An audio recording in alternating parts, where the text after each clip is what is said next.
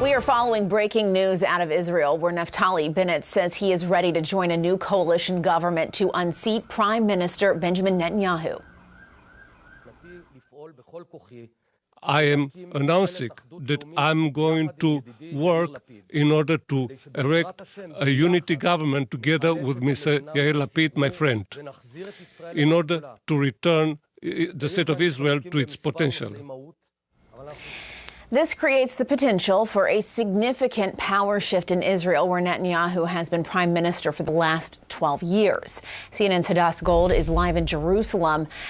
Hadass, tell us about where the situation stands right now and what is it going to take for this to move forward?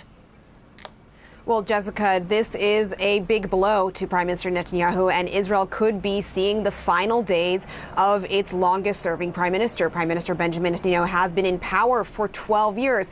But with Naftali Bennett, he's the leader of a small right-wing party called Yamina, with him announcing that he is willing to join this new unity coalition, which is made up of a wide swath of parties from left and now all the way to the right. This could mean the beginning of the end for Netanyahu, because Naftali Bennett's support in this sort of anti-Netanyahu bloc of parties was key to getting them to have the numbers that they need to have the majority in parliament in order to unseat Netanyahu. Now, in a speech just in the last few minutes to the country, Naftali Bennett said that he was doing this, that he was willing to sit with parties on the opposite end of the ideological spectrum from him in order to help prevent Israelis from going to a fifth round of elections in 2 years. He said that he is trying to pull Israel out of the political paralysis that it has been in for the past 2 years, going after round of elections.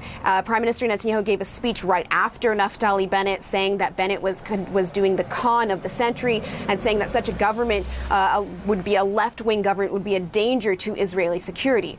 But although Naftali Bennett has announced that he will be willing to join this new coalition government, this doesn't mean that it's over, because there's a few more steps that need to be done before this government is actually sworn in. Now the coalition agreements between all of these different parties who are willing to sit together have to be signed, and then it has to be presented to the president and also then voted in parliament and then sworn in. So that means we are a few days away potentially before this government being sworn in, and things can change. Things in Israeli politics can change at the last minute, and they can change very quickly. And the numbers here are slim. So 1 or 2 defections could completely change the calculations here. Benjamin Netanyahu has been a most dominant force in Israeli politics for decades. He's been Prime Minister of Israel for the past 12 years and served an additional 3-year stint in the late 90s. But the Netanyahu era may be coming to a close, as a coalition is now being formed to oust him. Joining me now is Tom Friedman, who was once the Jerusalem bureau chief for the New York Times. He's now the paper's foreign affairs columnist and the author of From Beirut to Jerusalem, a classic. Tom, let's posit initially that who knows where this goes, because there need to be 7 coalition agreements. Likud's lawyers will look at this. It might even go to court, because it's not clear that you could have Bennett as prime minister if the president had asked Lapid. So there's a lot of complexity, and this may play itself out over days. But what does it mean if, in fact, the Bibi Netanyahu era is over? Fareed, if it is over, if it comes together with a national unity government in Israel, let me put it in terms that Americans could understand. This is Bidenism coming to Israel.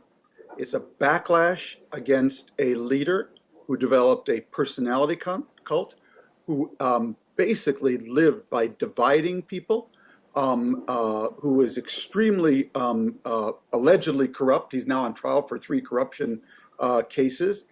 It's the triumph of people who believe in institutions, the rule of law, and decency. It is the beginning, potentially, of a Biden backlash in Israel.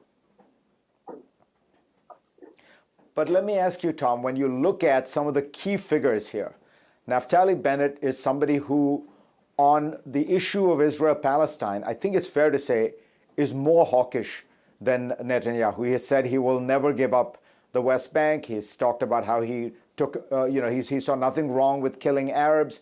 You have Avigdor Lieberman, part of the coalition. I think you could reasonably say that Lieberman advocates ethnic cleansing of Palestinians, moving Palestinians who are even Israeli citizens in some cases off the land.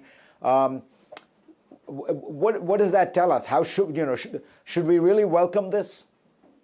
So I think that if you think this is the prelude to Israeli-Palestinian peace, of course that is not the case.